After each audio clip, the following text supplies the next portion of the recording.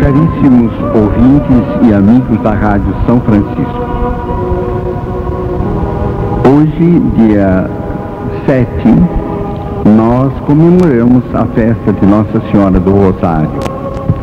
É bom lembrar a origem desta festa, para que a gente se empenhe cada vez mais na devoção a Nossa Senhora, de modo particular, através do terço. Naquela época, a Europa estava ameaçada por uma invasão turca. Os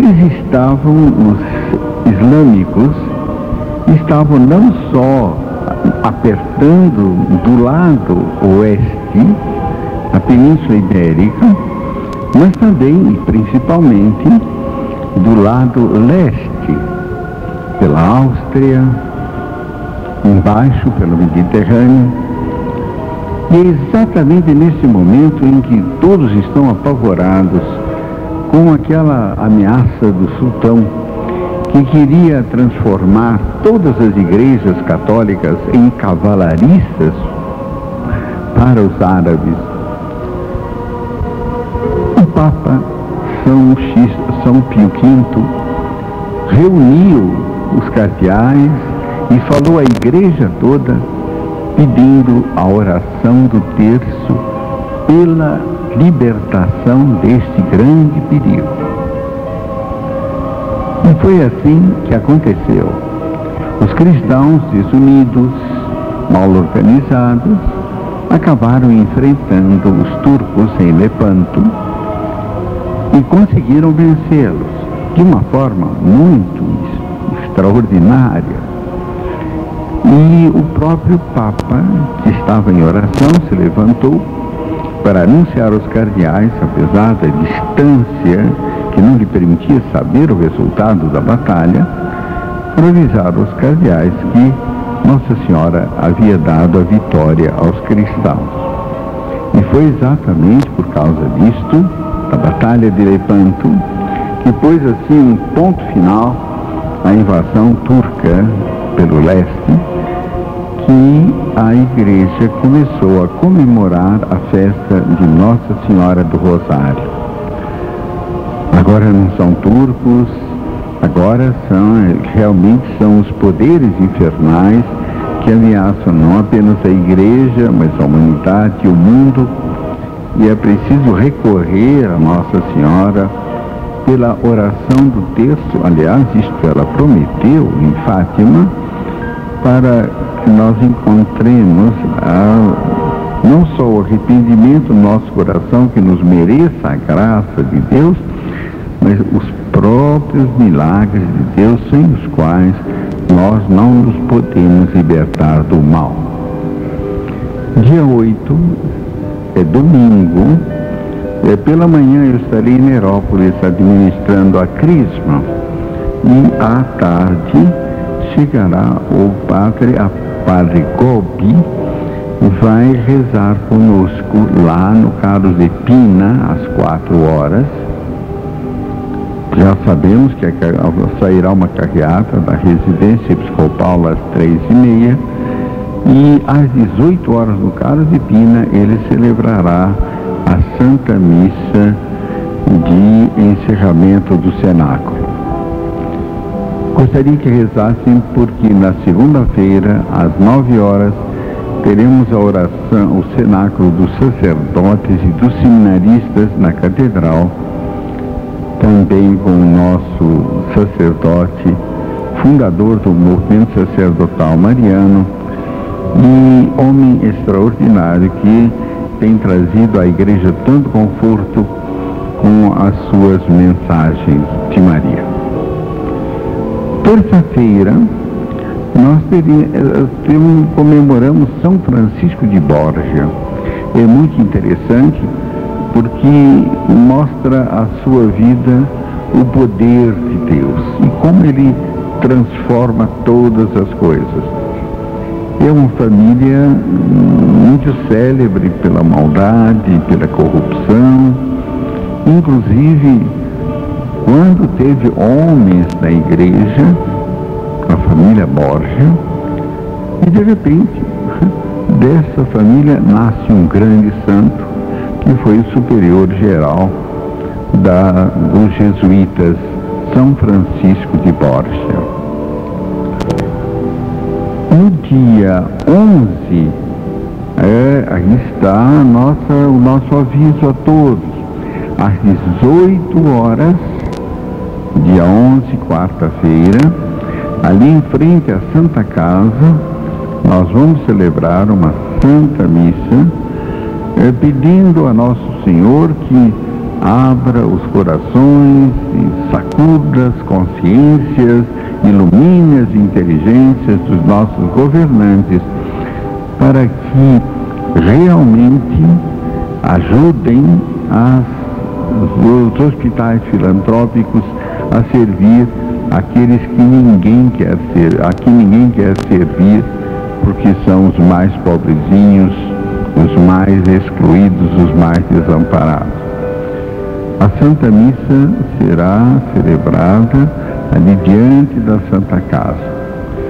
Eu queria fazer um convite muito especial a todos os sacerdotes, a todos os diáconos, a todos os religiosos, a todos os ministros da Eucaristia, a todos os cristãos, a todas as paróquias, para que se fizessem pelo menos representar nesta profissão de fé na presença de Cristo no pobre e de caridade, de amor àqueles em quem Nosso Senhor quer ser amado. Eu estava doente e fosse me visitar. Dia 12 é festa de Nossa Senhora Aparecida. É um dia santo, é um dia feriado, e nesse dia nós vamos fazer uma concentração mariana nas Praça das Mães. Já está muito bem organizada. Lá teremos um terço vivo, dramatizado, representado, e ao mesmo tempo a Santa Missa em louvor da Rainha e da Protetora do Brasil. Também no dia 15, se Deus quiser, estaremos lá em Rodrigo Nascimento para a administração da Crisma. Meus caríssimos irmãos e Nosso Senhor Jesus Cristo, eu gostaria de conversar com todos vocês a respeito desse movimento sacerdotal mariano, de que o nosso Padre Kolbe é o fundador e que já tem produzido na nossa diocese tantos bens. É uma coisa um pouco assim diferente. Há muitos anos, eu era ainda sacerdote jovem, e nós soubemos que Nossa Senhora estaria, é difícil a gente colocar as coisas assim em termos muito precisos e objetivos, mas estaria mandando através de um sacerdote mensagens aos padres, seus filhos prediletos. Os textos eram muito simples, mas bastante contundentes, tentando sacudir a consciência dos sacerdotes, abalá-los, quem sabe na sua conformidade com a maneira de viver do mundo, mas acima de tudo, fazê-los ver que a situação se torna cada vez mais grave no mundo e na igreja, e que é necessário que os padres tomem consciência da sua missão, da sua responsabilidade neste momento histórico. Bem, isto apareceu assim, anonimamente, mas de uma forma muito curiosa, começou a ter uma repercussão bastante grande. As primeiras mensagens que foram simplesmente escritas em italiano acabaram sendo traduzidas em algumas línguas europeias. Depois, essas mensagens se multiplicaram e, de repente, estavam traduzidas em várias línguas africanas, em várias línguas asiáticas, coreano, por exemplo, em alguns dialetos hindus, no chinês, no japonês, nas línguas praticamente todas do mundo de hoje. Não era coisa que se pudesse explicar como isso teve uma repercussão tão grande, principalmente quando se olhava esse espírito de quase incredulidade ou indiferença que abalava o mundo. Depois, então, apareceu aquele que se dizia mensageiro. É claro que a Santa Sé logo procurou examinar o fato. E o cardeal Ratzinger, encarregado das questões de fé, fez algumas observações, mudando inclusive o título do livro, e dizendo que não se tratava, nesse sentido, de mensagens diretas, mas de locuções interiores. O que seria isto? Na verdade, a pessoa pode ser tocada pela graça de Deus e depois ela tenta explicar essa graça de Deus com as suas próprias palavras. Seriam, portanto, locuções interiores, não ditados de mensagem. Não. De qualquer maneira, o que foi impressionante é como isto acabou sendo recebido por todos os sacerdotes. Eu mesmo tenho participado, nesses últimos anos, de vários encontros internacionais dos responsáveis pelo movimento sacerdotal mariano em todo o mundo. Na última reunião ainda deste ano, nós tivemos 300 sacerdotes, 10 leigos responsáveis e 20 bispos. No ano anterior, tivemos mais ou menos o mesmo número, só que os bispos foram em número maior. E o que eu tenho sentido, falando com alguns dos senhores bispos e sacerdotes, é que, de fato, há alguma coisa de muito especial nesse movimento que está despertando um entusiasmo muito grande no mundo todo e mesmo na nossa pátria. Principalmente quando os sacerdotes reencontraram a própria identidade e se sentiram cada vez mais sacerdotes, prontos a doar a sua vida com a sua inteligência e todos os seus talentos a serviço da Igreja e dos irmãos. Esta é a razão por que nós o recebemos aqui. E queremos vê-lo não como uma pessoa carismática que tem dons extraordinários, é um homem extremamente simples. Ele mesmo diz, se tem alguma coisa especial em mim, a minha miséria, a minha limitação, eu não sei falar línguas, eu não sou muito inteligente, eu sou apenas alguém que uma voz que fala.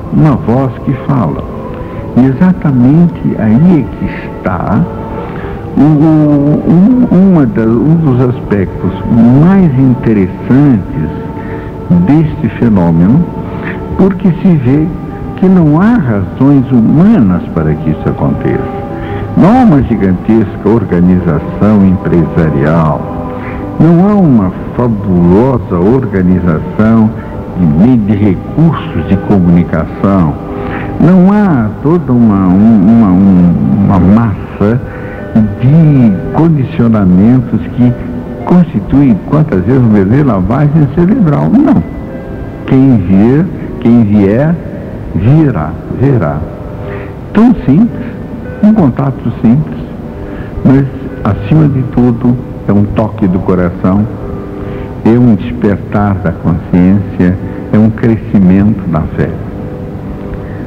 Na dúvida, eu creio que isto representará para todos nós uma grande bênção de Nossa Senhora.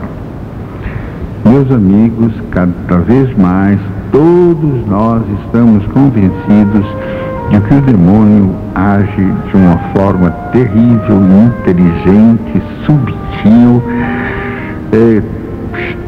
extraordinariamente malévola no mundo de hoje.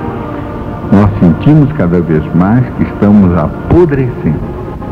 E é bom lembrar que foi a Maria que Deus disse que ela esmagará a cabeça da serpente. E é a Maria que no Apocalipse, enfrentando o dragão infernal, o porá a fugir. Não pela sua força, mas pela sua humildade, pela sua simplicidade, porque ela é a mãe de Deus, a escrava do Senhor.